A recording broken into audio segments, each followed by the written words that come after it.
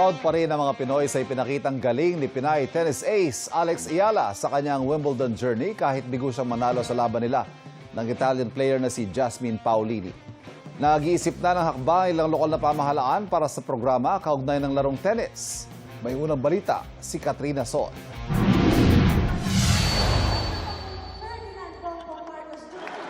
Di magkamayaw ang mga nanonood sa watch party sa PhilSports Arena para sa laban ni Alex Ayala versus Jasmine Paolini. Ang iba, napapasigaw. May mga walang tigil na pumapalakpak. Habang ang iba naman, todo sa pagwawagayway ng hawak-hawak nilang watawan. Panalo si Paolini sa first set sa score na 6-4. Makapigil hininga naman ang second set.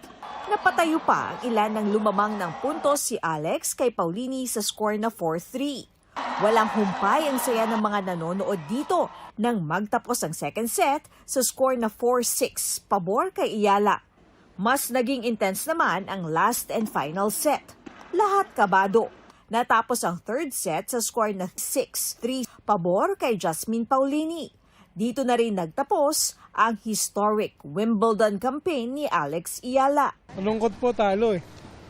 Pero maganda naman po yung laban.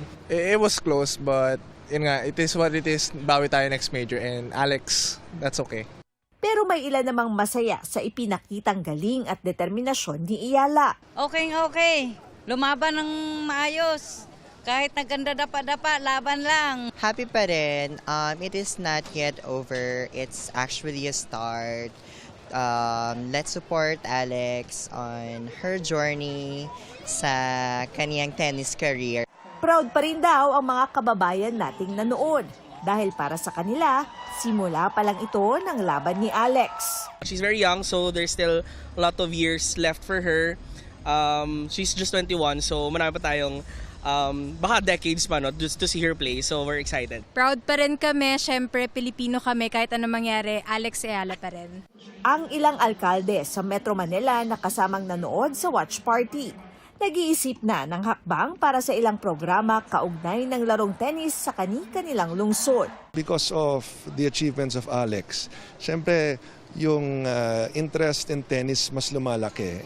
So we will plan out, tingnan natin kung paano tayo makapag tayo ng isang tennis facility na pwedeng magamit ng ating mga kababayan. In spite the outcome, no, very proud tayo sa kanyang achievement. Unang-una, napakahirap na makalaro at masali sa main draw ng Wimbledon. Pero hindi lang siya nakasali sa main draw, kundi seeded pa siya at umabot pa siya sa fourth round at nung nakarang laban, tinalo niya yung defending champion. Itong unang balita. Katrina Son, GMA News.